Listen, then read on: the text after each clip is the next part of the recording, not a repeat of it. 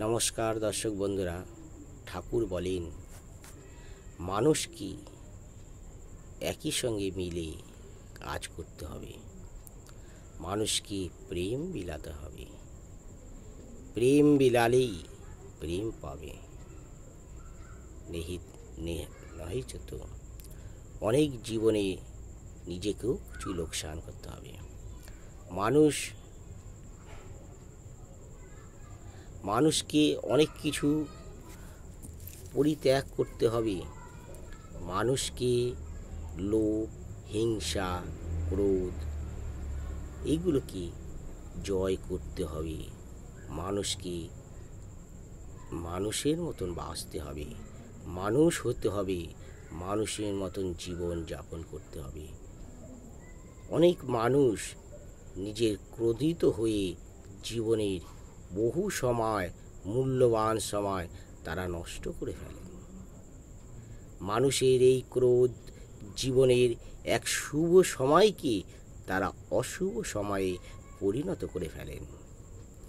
মানুষ এই ক্রোধকে নিজেকে সংযত করতে হবে, নিজেকে নিজে স্থির রেখে, নিজেকে নিজের মধ্যে স্থির রেখে এই ক্রোধকে নিবারণ করতে হবে। এইগুলো আসে কাম থেকে আসে ক্রোধ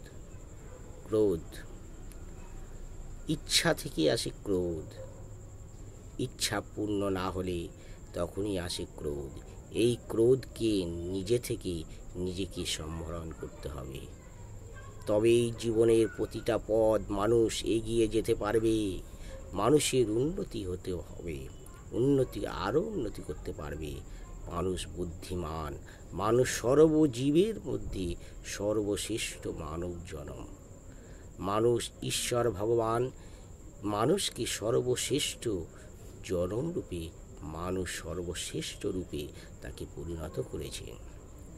কারণ মানুষই হচ্ছে সর্বজ্ঞানীর এক উপকারী। মানুষ জীবনের বহু উঁচু পথে যেতে পারেন, মানুষ অনেক কিছু করতে পারেন। ঈশ্বর বলেছেন, আমি সব দিয়ে রেখেছি, শুধু করে নিতে হবে, শুধু খুঁটে করে নিতে হবে। নিজেকে কর্মের দ্বারাই করে নিতে হবে এবং জ্ঞানের দ্বারায়, বিবেচনার দ্বারায়, বুদ্ধির দ্বারায় মানুষকে সে নিজেকে নিজে পরিচালিত করতে হবে। এই কারণে মানুষ অনেক সময় ক্রোধের বশে নিজেকে নিজে অনেক কিছু থেকে বঞ্চিত করে ফেলেন। এটাই কি হওয়া উচিত? এটা হওয়া উচিত নয়।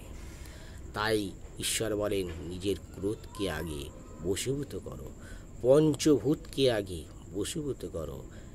কাল তোমার বশীতে আসবে না, কাল তোমার বশে কোনোদিনও থাকবে না। কাল তার গতিবেগে, নিজের গতিবেগে নিজেই চলতে থাকে। তুমি কালের বশীভূত, তাই কালকে তুমি কোনোদিনও বশীভূত করতে পারবে না। ঈশ্বর এই কথা নিজের মুখে শ্রীকৃষ্ণ অর্জুনকে কথা বলেছিলেন। তাই কালকে কেউই বশীভূত করতে পারে না। নমস্কার।